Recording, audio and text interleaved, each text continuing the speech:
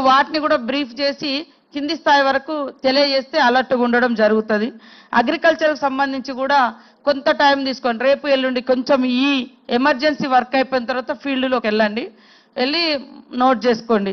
తర్వాత drinking water కూడా contamination కాకుండా, ఎందుకంటే ఇప్పుడు వరద వచ్చి ఒక సమస్య ఉంటే మనం పొల్యూటెడ్ వాటర్ ఇచ్చినాం అనుకో మొత్తం ఊరంతా రకరకాల అస్వస్థకు గురయ్యేటువంటి ప్రమాదం ఉంటుంది. కాబట్టి ఆర్డబ్ల్యూఎస్ అధికారులు, అదేవిధంగా పంచాయతీరాజ్ అధికారులు, మన సెక్రటరీస్ కొంత ఆ విలేజ్లలో ఉండేటువంటి మన ఓఎండం కావచ్చు, లేదా పైప్ లైన్ కావచ్చు, లేదా వాటర్ ట్యాంక్ సిచ్యువేషన్ కూడా వెంటనే వాటిని కూడా పునరుద్ధరించుకోవాల్సిన అవసరం ఉంది. అదేవిధంగా ఐబీ ట్యాంక్స్ కూడా తిరగండి, వాటిని కూడా వీలైనంత వరకు లోకల్గా అవకాశం ఉంటే మీరు ఎవరితోటైనా చేయించుకోవడం, లోకల్గా ఉండేటువంటి ప్రజాప్రతినిధులు లేదా కలెక్టర్ గారితో మాట్లాడి ఇవి రెస్టరేషన్ చేయడం. తర్వాత శానిటేషన్ కూడా చాలా ఇంపార్టెంట్. ఇప్పుడు మనము అక్కడ వెళ్ళినాం, జిఆర్ కాలనీ అని సార్, జిఆర్ కాలనీ వెళ్ళినాం. అది మొత్తం వరదొచ్చి మీద పడ్డది. ఇల్లులు చూస్తే సూపర్గా ఉన్నాయి, అంటే గుడిసెలు కాదు అక్కడ ఉన్నాయి, డ్యామేజ్ అయింది. పెద్ద పెద్ద ఇల్లులు 3 floors 4 అట్లా ఉన్నాయి. కానీ అంత చెత్త చెదారం వచ్చింది, అంత మట్టి వచ్చింది. సో అంత స్మెల్ వస్తూ ఉంది. కాబట్టి ఇప్పుడు మనకు ఈ వర్షం తగ్గుతేనేమో బాగుండేది. అవన్నీ వాళ్ళు పాపం ఆరబెట్టుకోవడానికి, ఇల్లులని కడుక్కోవడానికి ఇదంతా స్మెల్ కూడా వస్తుంది. కాబట్టి శానిటేషన్ సిబ్బందిని కూడా ఆ లొకేషన్లో ఎక్కువ పెట్టడము, బ్లీచింగ్ పౌడర్ వేయడము, అవసరమైతే వాటర్ ట్యాంక్స్ని పంపించి మనమే వాటర్ ట్యాంక్స్ని పంపించి ఆ ఇళ్లలో ఉండేటువంటి ఆ మడ్డు ఏదైతే ఉందో దాన్ని అంతా కూడా క్లీన్ చేయించే పని డిపిఓ గారు ఉన్నారా, మన సిబ్బందిని పెట్టి అది పూర్తిగా ఇప్పుడైతే పాపం వాళ్ళు ఎవరు లేరు, ఇళ్లలో చూసుకుంటున్నారు, తుడుస్తున్నారు. కానీ అక్కడ వాటర్ ఉందా లేదా తెలియదు. వాటర్ ట్యాంక్స్ ఉన్నాయి కదా, మున్సిపాలిటీ కదా, పంపించి క్లీనింగ్ చేయించండి.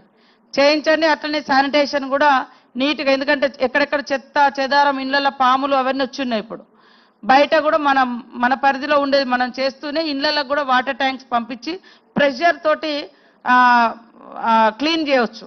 సో అది ఖచ్చితంగా మార్నింగ్ నుంచి ఆ వర్క్ కూడా మీరు చేయండి. తర్వాత ఇందిరమ్మ ఇల్లులు కూడా హౌసింగ్ ఏదైతే డ్యామేజ్ అంటే మొత్తం ఇల్లులు కొలాప్స్ అయినటువంటి వాళ్లకు ఆ లిస్టు కూడా తయారు చేయండి. ఈ ఫ్లడ్లో డ్యామేజ్ కింద అది వచ్చిరా, పీడీ హౌసింగ్ ఉన్నారా, మన టీమ్స్ కూడా మీరు ఎట్లా ఇందిరమ్మ ఇళ్ళ వర్క్ మీద తిరుగుతున్నారు కదా, ఇది కూడా నోట్ చేసుకోండి, లిస్ట్ తీసుకోండి, ఫొటోస్ తీసుకోండి, ఆ ఇంటి యజమాని వివరాలు తీసుకోండి. అవసరమైతే ఇందిరమ్మ ఇళ్ళలో వాళ్ళకు మళ్ళా యాడ్ చేసేటట్టుగా. తర్వాత హెల్త్ ఇష్యూస్ కూడా వస్తాయి. కాబట్టి హెల్త్ వాళ్ళు కూడా, నేను ఈ శాఖలన్నీ కూడా ఎమర్జెన్సీ కాబట్టి ఇవి చెప్తున్నా, మినిమం నీడ్స్, ఈ మినిమం ఫెసిలిటీస్ ఇచ్చేటువంటివి కాబట్టి ఈ శాఖల నేమ్స్ నేను మెన్షన్ చేయడం జరుగుతూ ఉంది. సో మన సిబ్బందిని అందరినీ కూడా ఆశా వర్కర్లు కానీ, ఏఎన్ఎంస్ కానీ, హాస్పిటల్లో కూడా మన వాళ్ళందరూ అందుబాటులో ఉండే విధంగా ఆ కాలనీలలో కూడా వెళ్ళి ఎక్కడెక్కడైతే ఈ వరద వచ్చి ఇబ్బంది పడ్డటువంటి ఊర్లు కానీ కాలనీలు కానీ ఉన్నాయో అక్కడ వెంటనే మరి మెడికల్ క్యాంప్స్ కూడా ఆర్గనైజ్ చేయండి. వాళ్ళు కొంత పానిక్ అయి ఉంటారు, భయపడి ఉన్నారు, కొంతమంది చెట్ల మీద ఉండిపోయారు, వాగులలో ఉండిపోయారు. అట్లా చాలా మందిని మరి మన డిపార్ట్మెంట్ పోలీస్ అధికారులు, ఇటు ఫైర్ కానీ, అటు ఎస్డిఎఫ్, ఎన్డీఆర్ఎఫ్, ఎస్డిఆర్ఎఫ్ వాళ్ళంతా కూడా కాపాడారు. వాళ్ళందరికీ కూడా ప్రత్యేకంగా ధన్యవాదాలు. కాకపోతే ఆ చలికి వణికి ఉంటారు, టెన్షన్ పడి ఉంటారు, మానసిక సిచ్యువేషన్ డిఫరెంట్గా ఉంటుంది.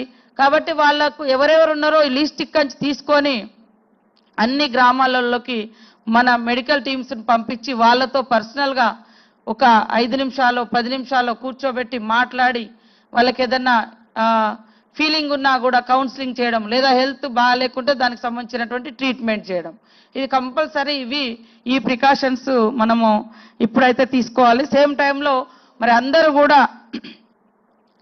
కూడా మండల స్థాయి వరకు టీమ్స్, మీరు కలెక్టర్ ఎస్పీ గారు మళ్ళీ ఈ మీటింగ్ అయిపోయినాక ఒకసారి కూర్చొని, అంటే మీకు ఎప్పుడు ఈ అనుభవం ఎదురు కాలేదు కాబట్టి మీకెంత కొత్తగా ఉందో ఇక్కడ జిల్లా స్థాయి అధికారులకు అదే ఉంది. పైన కూడా ఎప్పుడు గోదావరి అటు సైడ్ ఎక్కువ ఉంటుంది, కానీ ఈసారి కామారెడ్డి మీద ఇది కూడా ఒక ప్రత్యేకమైనటువంటి పరిస్థితి. మనకు తెలుసు క్లౌడ్ బరస్ట్ అవడం తోటి వచ్చింది. తర్వాత మనకు పక్కన పెద్ద పెద్ద చెరువులు ఉండడం, చెరువుల కింద ఊర్లు ఉండడం, కాలనీలు ఉండడం, అది కూడా మనకు కొంత వరద పొంగి పొర్లి ఇంకా ఎక్కువ బీభత్సమైంది.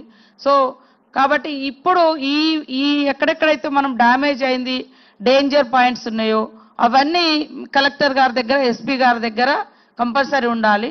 అక్కడ ఎవరెవరిని డిప్లాయ్ చేయాలా, ఎవరెవరిని అక్కడ సెక్యూరిటీగా పెట్టుకోవాలి. నైట్ అయితే ఈ వాగు పొంగుతుంది, ఈ చెరువు మళ్ళీ ఏమైనా బ్రీచ్ అయ్యే ప్రమాదం ఉంటుంది అనుకున్నప్పుడు అక్కడ మనం మనుషులను పెట్టుకొని ఎప్పటికప్పుడు కోఆర్డినేషన్ చేయడం.